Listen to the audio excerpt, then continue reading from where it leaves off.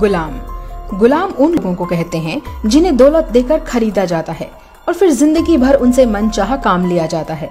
मगर कई गुलाम ऐसे भी हुए जो उसे खरीदने वाले राजा या अमीर के इतने करीब आ गए कि एक बादशाह के बराबर रुतबा पा बैठे। आज हम ऐसे ही कुछ गुलामों के बारे में जानेंगे जो अपने मालिक की मेहरबानी की बदौलत जर्रे से आसमान तक पहुंच गए। मलिक अंबर। मलिक अंबर इथोपिया का गुलाम था जिसे अहमदनगर के सुल्तान के वजीर चंगेज खान ने खरीदा। मलिक अंबर की वफादारी से चंगेज खान इतना खुश हुआ कि उसने मलिक अंबर को वो सब कुछ दिया जो एक सल्तनत के वारिस को मिलता है। बाद में अंबर मलिक मुगलों की नजर में आया और मुगलों ने उसे अपना जनरल तक बना दिया। कुतुबुद्दीन ऐबक मोहम्मद गोरी द्वारा खरीदा गया गुलाम था। कुतुबुद्दीन की कुत्तों से भी ज्यादा वफादारी के कारण गोरी ने पहले इसे अपना सैन्य सहायक बनाया और फिर दिल्ली का सुल्तान तक बना डाला। गुलाम वंश की नींव कुतुबुद्दीन ने ही डाली।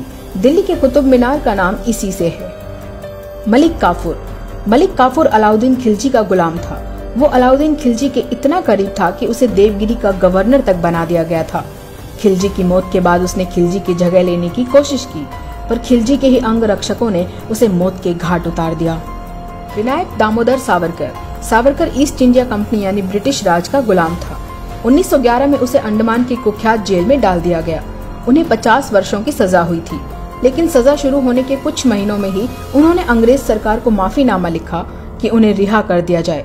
उन्होंने अंग्रेजों से यह वादा किया कि यदि मुझे छोड़ दिया जाए तो मैं भारत के स्वतंत्रता संग्राम से खुद को अलग कर लूंगा और ब्रिटिश सरकार के प्रति अपनी वफादारी निभाऊंगा। अंडमान जेल से छूटने के बाद उन्होंने ये वादा निभाया भी और जिंदगी भर अंग्रेजों के गुलाम मुखबिर बनकर रहे।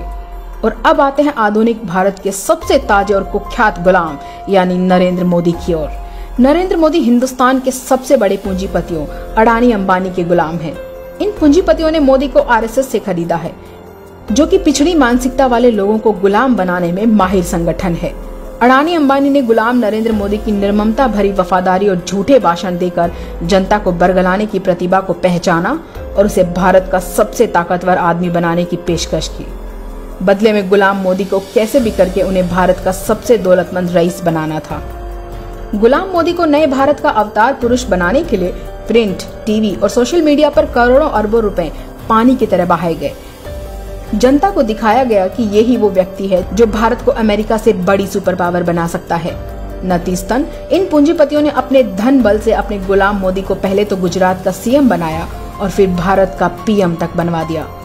बस तब से लेकर अब तक गुलाम मोदी भारत देश की तमाम संपत्तियों को अपने इन पूंजीपति आकाओं के हवाले कर रहा है, कानून बदल रहा है और सामने आने वाली हर बाधा को बेरहमी से कुचल रहा है। तो अब आप समझ ही गए होंगे कि देश क्यों बर्बाद हो रहा है, हम फिर से गुलामी के दलदल की ओर क्यों धकेले जा रहे हैं, क्यों देश की हर संपत्ति बेची जा रही है, क्योंकि देश पर एक राष्ट्रभक्त नहीं एक गुलाम राज कर रहा है।